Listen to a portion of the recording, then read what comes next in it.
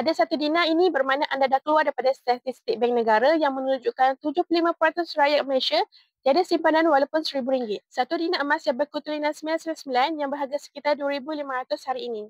Walaupun nampak kecil, tapi dengan satu dinar ni, ia cukup untuk perbanyak sebulan barang dapur dan perbelanjaan rumah anda. Bagi yang bergaji RM1,700, anda boleh jadikan sekeping satu dinar sebagai dana kecemasan anda untuk satu bulan. Jadi, anda boleh letakkan target untuk simpan sekurang-kurangnya 3 keping satu dinar untuk simpanan 3 bulan pendapatan.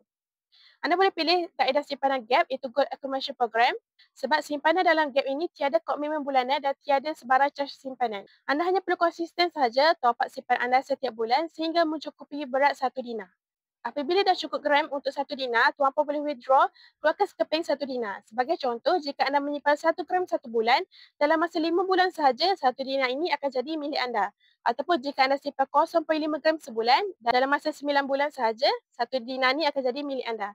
Simpanan emas adalah simpan untuk jangka masa yang panjang at least 2 tahun dan ke atas. Jadi bagi yang ingin mengukuhkan kewangan, bermula dengan simpanan emas, boleh hubungi saya untuk saya bantu sebaiknya.